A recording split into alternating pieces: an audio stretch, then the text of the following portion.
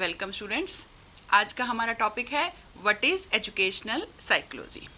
Students, educational psychology हमारी psychology की वो ब्रांच है जिसमें एजुकेशनल सिचुएशंस में ह्यूमन बिहेवियर की डिटेल में स्टडी की जाती है। तो आज हम इसके बारे में समझेंगे, लेकिन एजुकेशनल साइकोलॉजी को समझने के लिए ये बहुत ज़रूरी है कि हमें व्हाट इज़ साइकोलॉजी ये कंसेप्ट क्लियर हो। मतलब साइकोलॉजी क्या होती है, किस बारे में स्टडी करती है, तो ये कंसेप्ट क्लियर होना चाहिए। तो इसलिए पहले हम देखेंगे व्हाट इज़ साइकोलॉजी। तो देखिए स्टूडेंट्स, पहले हम डिटेल में साइकोलॉजी के बारे में जानेंगे। The word psychology is derived from two Greek words, psyche and logos. जो साइकोलॉजी वर्ड है वो दो ग्रीक वर्ड्स साइकी और लोगोस से डिराइव किया गया है, लिया गया है। Psyche means soul and logos means science. Psyche का मतलब है सोल और लोगोस का मतलब है science. Thus, psychology was first defined as the science of soul. इसीलिए साइकोलॉजी को सबसे पहले सोल की साइंस के रूप में डिफाइन किया गया। मीन्स जो हमारी आत्मा है उसके विज्ञान के रूप में सबसे पहले साइकोलॉजी को डिफाइन किया गया कि हमने साइकोलॉजी की जो रीडिंग है, जो देखा जाता है साइकोलॉजी में, वो ये होता है कि जो हमारी सोल है उसके अच्छे से स्टडी करना, उसके बारे में जानना।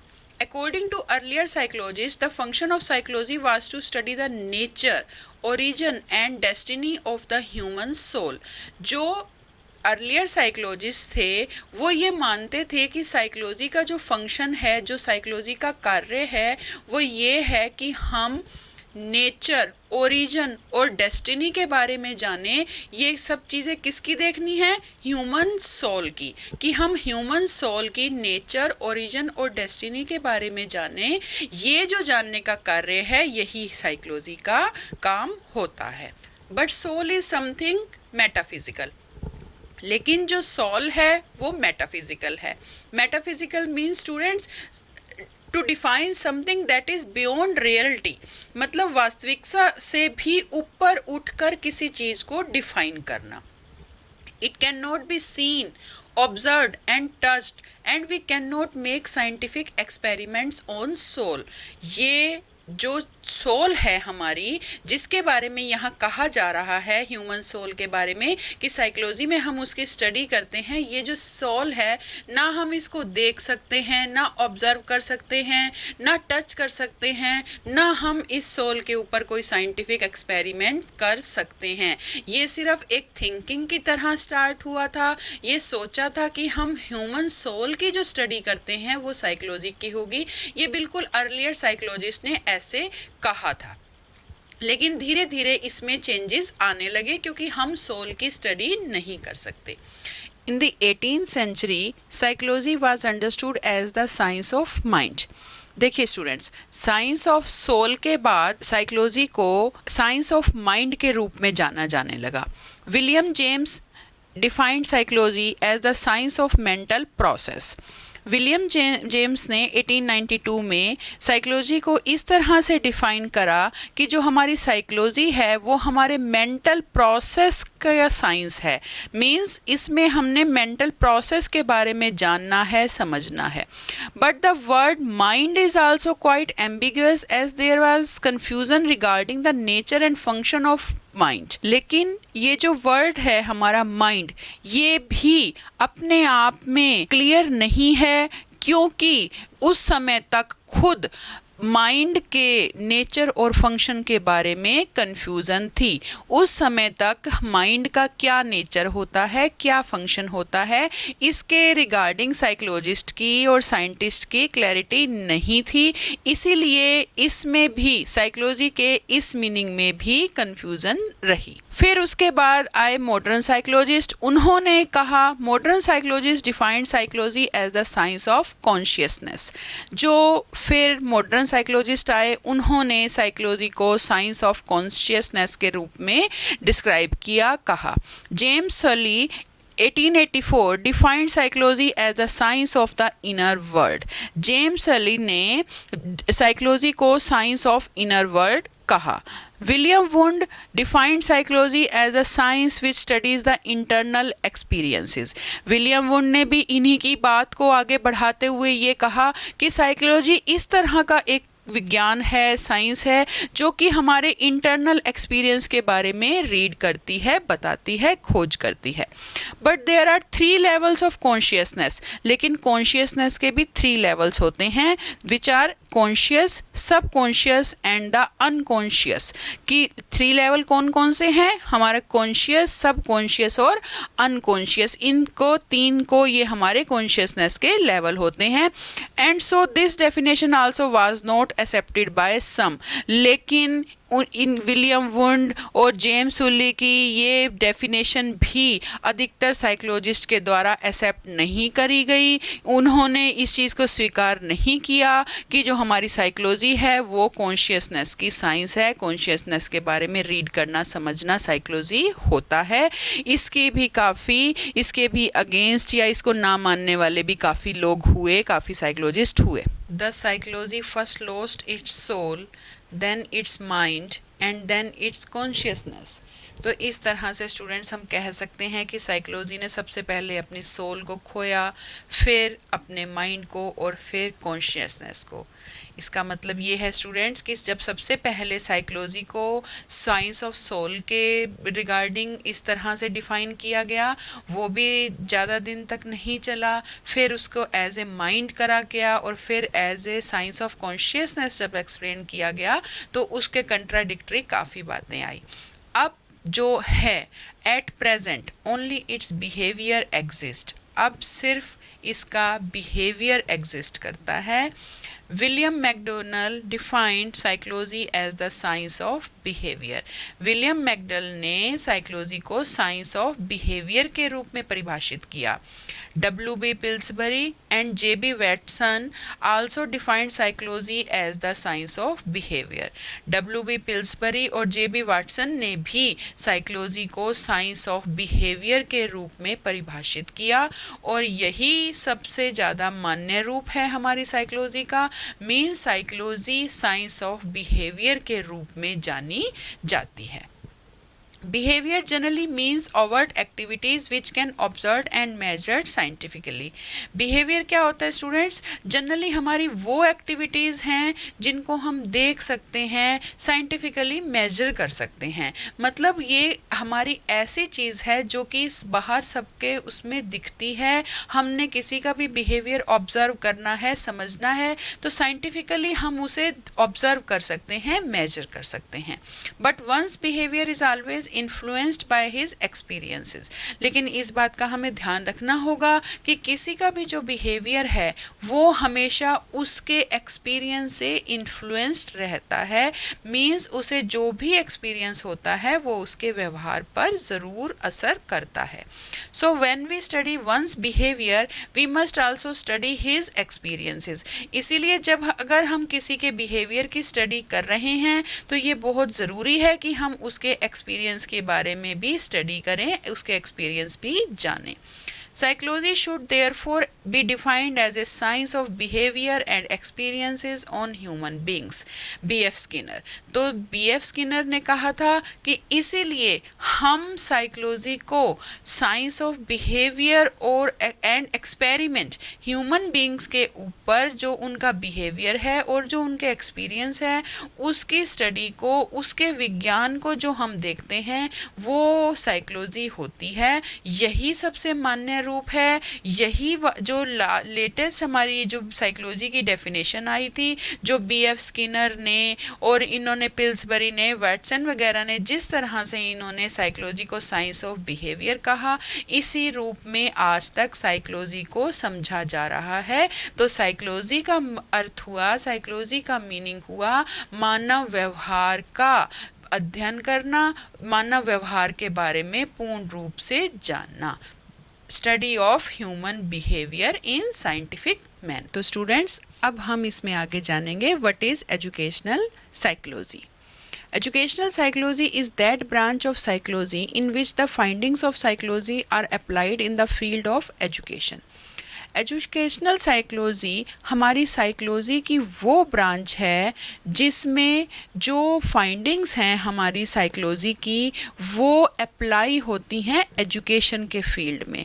मतलब जिस तरह से हमने अभी पीछे जाना कि साइकोलॉजी ह्यूमन बिहेवियर की स्टडी है, तो जो हम ह्यूमन बिहेवियर की स्टडी करते हैं उसको हम एजुकेशन के फील्ड में किस तरह से अप्लाई कर रहे हैं, किस तरह से समझ रहे हैं, वो हमारी एजुकेशनल साइकोलॉजी होती है। It is the scientific study of human behaviour in educational setting. तो ये हमारी क्या हुई कि ये हमारी ह्यूमन बिहेवियर की साइंटिफिक स्टडी है एजुकेशनल सेटिंग में। According to Charles E. Skinner, educational psychology deals with the behavior of human beings in educational situations. Charles E. Skinner ने भी educational psychology को इसी तरह से डिफाइन किया है।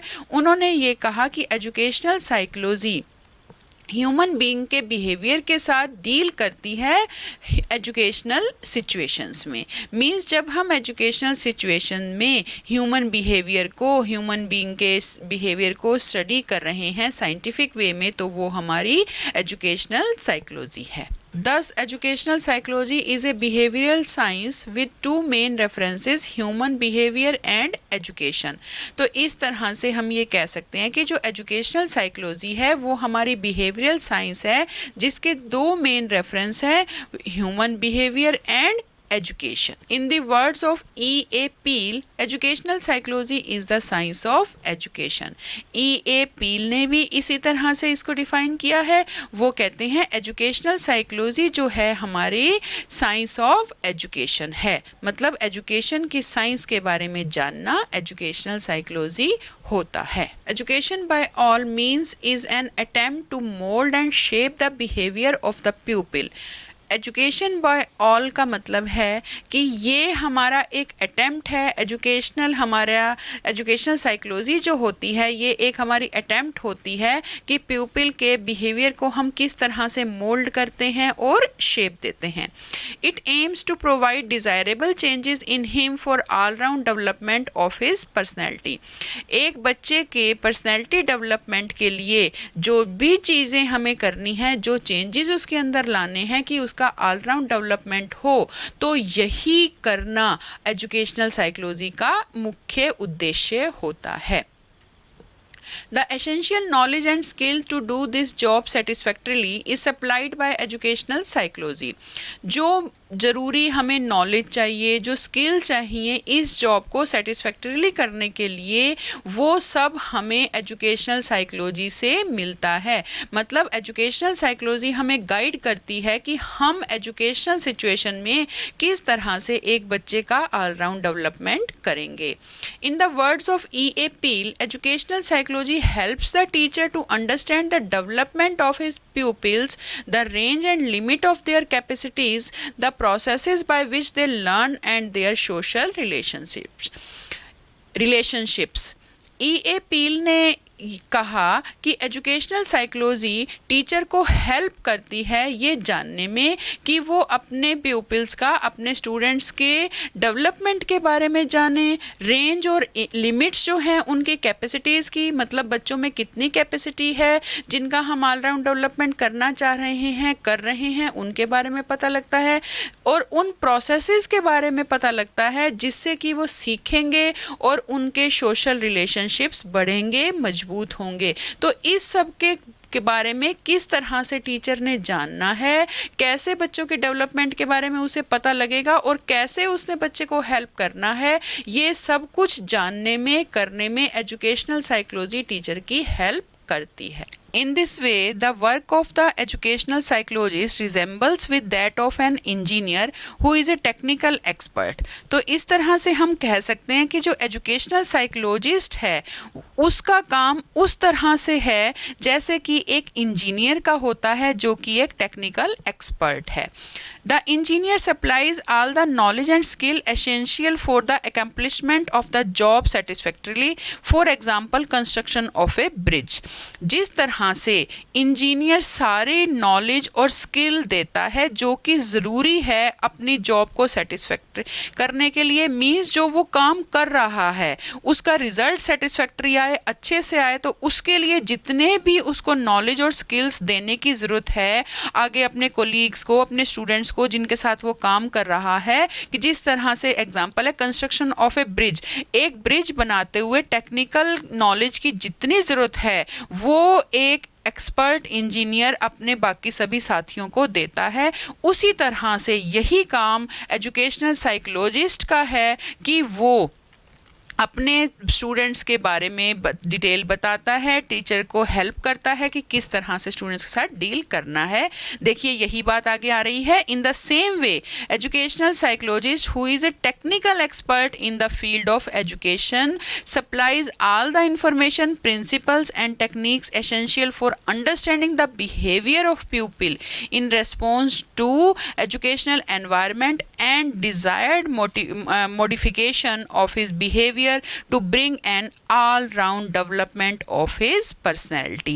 जिस तरह से हमने यहाँ पे एक इंजीनियर के बारे में बात करी, उसी तरह से एजुकेशनल साइकोलॉजिस्ट जो कि एक टेक्निकल एक्सपर्ट है एजुकेशन के फील्ड में, उसे सब चीज़ों के बारे में पता है किस तरह से एजुकेशनल साइकोलॉजी ने डील करना है। वो तभी सारी इन्फॉर्मेशन, अपने सिद्धांत, जो उसके प्रिंसिपल्स हैं, जो टेक्निक्स हैं, जो कि एक बच्चे के बिहेवियर को समझने के लिए ज़रूरी हैं एजुकेशनल एनवायरनमेंट में, कि किस तरह से प्यूपिल रिस्पॉन्स करेगा, क्या एक्टिविटीज़ करेगा, और उसके बिहेवियर में जो डिज़ायर्ड मॉडिफिकेशन चाहिए उसके ऑल राउंड डेवलपमेंट के लिए, उसकी पर्सनैलिटी को ऑल राउंड डेवलपमेंट करने के लिए जितनी भी मॉडिफिकेशन की, जो इन्फॉर्मेशन की, जो टेक्निक्स की ज़रूरत है, वो एक एजुकेशनल साइकोलॉजिस्ट एक टेक्निकल एक्सपर्ट की तरह एजुकेशन फील्ड में इन सब चीज़ों को बताता है, एक्सप्लेन करता है, ताकि उसके स्टूडेंट्स का ऑल राउंड डेवलपमेंट हो। In this way it is quite reasonable to call educational psychology as a science and technology of education. तो इस तरह से हम एजुकेशनल साइकोलॉजी को अगर कहें कि ये एक साइंस है और एजुकेशनल टेक्नोलॉजी के बारे में सारा स्टडी करती है, बताती है, तो ये हमारा बिल्कुल रीजनेबल पॉइंट है। Thus, educational psychology concerned primarily with understanding the processes of teaching and learning that take place within formal environments and developing ways of improving those methods.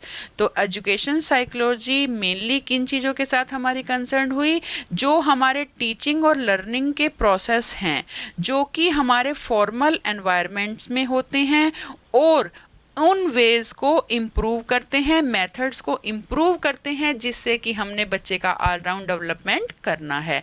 It covers important topics like learning theories, teaching methods, motivation, cognitive, emotional and moral development and parent child relationship etcetera. इसमें जो main topics हैं वो सब हैं हमारी learning theories, teaching methods कौन कौन से हों, मोटिवेशन, कॉग्निटिव, इमोशनल और मॉरल डेवलपमेंट, और मेनली पेरेंट चाइल्ड रिलेशनशिप किस तरह के हैं। इस तरह ये सारी स्टडी एजुकेशनल साइकोलॉजी में हम करते हैं, जानते हैं, क्योंकि बच्चे के ऑल राउंड डेवलपमेंट में इन सब का जानना बहुत ज़्यादा ज़रूरी होता है।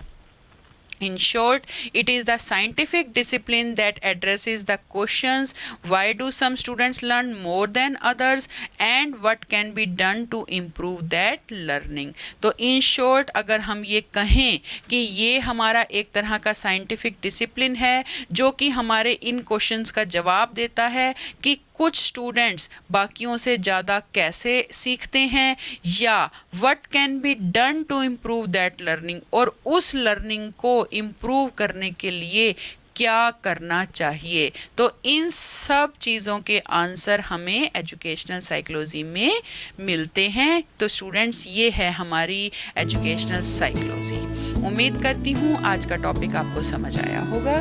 Thank you students.